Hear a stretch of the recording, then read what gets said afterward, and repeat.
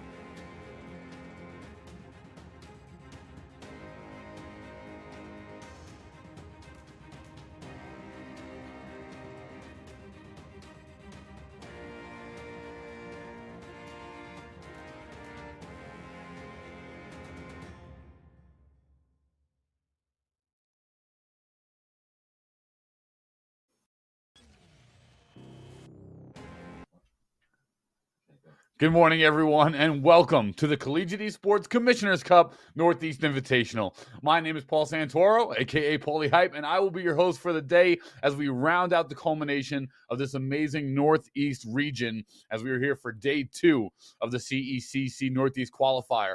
Remember, the winning team from each game will qualify for our grand tournament just next month in Atlanta. That's May 6th to 8th at the Gateway Center Arena right here in Atlanta, Georgia.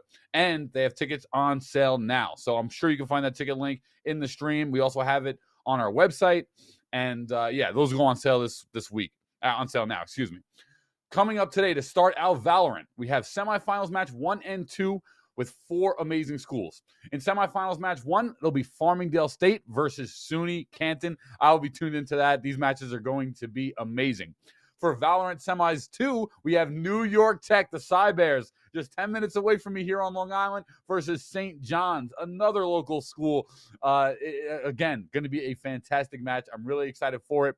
And here on twitch.tv/esportsu, if you're watching, you will be joined by the amazing commentary presence of Chad Lantis and Catnator 3K. My boys are going to do a great job today. If you're over and interested in some Overwatch, that'll be on Esports U2 to start the day. And the first winners finals game will be Bay State versus Champlain. And the Overwatch losers finals will be Johnson and Wales versus, I believe, the loser of that winners finals game. So without further ado, let's throw it on over now to Overwatch. And that's going to be Septilant and Dividing. They'll be on Esports U2. Again, if you want to watch Valorant, that'll be on Esports U, and you can tune into Catnator 3K and Chad Lantis. I'll be back, though, midday with a break and to get some information about how the tournament has shaken out and played out thus far on the day. So without further ado, let's get a quick little moment of hype in for everybody. Woo! Pump it up. Esports Day is here, and we are getting ready for the Northeast Qualifier, day number 2. Without further ado, let's throw it over to all of our casters, and I'll see you here on the break. Thank you very much, Pauly Hype. Esports Day is here in the Valorant action. It is near. What is going on, ladies and gentlemen? I am Canton 3K. That is Chad Lantis. And yesterday, we saw 4 teams make their way into what is going to be a best-of-3 playoff bracket today. One of those teams will make their way to Atlanta in May. And that's going to be a big showing there as well. So we want to send the best teams. That's why we're doing these qualifier tournaments just like this. And speaking of best teams, we got some of them right now that will be playing today. Farmingdale especially will be the one that I'm looking at as one of the favorites to go the distance on today. They're going against SUNY Canton, though, who also have definitely earned their spot into this playoff. That is basically like the symbols of this bracket. We'll be going to map 1 as well in just a moment. So while it's happening, though, predictions going through Catnator, I'm thinking Farmingdale. What are you thinking about this one? I never want to give them the 2-0 because I never want to curse. I never want to be the caster curse. I don't want the university staff in my email, but it's all Farmingdale, right, baby. It's Farmingdale season. All right, so if you love the underdogs, that sounds like you'll be rooting for Canton, but that doesn't say that they can't take this off, because I have seen some crazy underdog stories, and I don't think that would be that crazy for SUNY Canton today. Look at the roster lineups, though, as far as agent selections already. Brimstone locked in versus the Omen, and this is similar to what we saw yesterday. Is a lot of Brimstone versus Omen maps. Yeah, almost exclusively, right? Just consistently seeing these 2 controllers, and yeah, it's literally one or the other, and getting to see both in every lobby is quite ironic. Also worth mentioning the fact that Farmingdale, they are first out of Group A, and SUNY Canton, they are second out of Group B. So there are some interesting points to note here. As far as SUNY Canton, they went 2-1. They did have a team in their group that was kind of vibing out. So technically they went 1-1 and then got the other game to go with it to qualify themselves forward. They had an interesting showing up against St. John's, which is the first seed out of Group B, and it was a showing. They were there, and that was why it was a showing. So I'm interested in playing Farmingdale, who I argue looked almost better than St. John's yesterday, and they got to have done a 180. They got to have really stacked things up. They had a whole day. They had like 12 hours now to kind of decompress, watch the VODs over. So hopefully they did the homework. They've got something to show us here. All those VODs going to come through as well. I mean, St. John's was on stream for the end of the day, so they do have some footage to look at, but that footage, unfortunately, going to be on split. And so they said instead of learn their split, let's just ban it out. That they did. So maybe that makes a difference for them. Yeah, maybe it will. So that's interesting to me is that Duelist and Kamisaki have switched roles. We saw them on Ascent yesterday, and they swapped not only roles but also agents. Duelist was on the Jet, Doggy was on the KO. So different roles for them. Pushing through C site, we'll see how it works out. So far, not so good. As Chuzosa gets the first blood, but trades all the way through. Doggy gets the 2, might be able to convert the 3. Not quite as Zeno jumped in and flick over. Last player It's a 1 versus 1 to finish things off. That it is, and Jack slowly taking his time to grab out that sky smoke, and he's out of it now. He's got the spike in his hands. Will be to sight. Plant's going to go down and looking for scholars. Another player who was playing Duelist yesterday, now playing the Sentinel of the Chamber, was initially the Rays in the first game we got to see. And maybe out for the peak here, and ooh, so very clean with the Frenzy. Do tap to come through off the spray, and that's going to be round 1 for the Rams as they stick the horns in for a 1-0 on the pistol.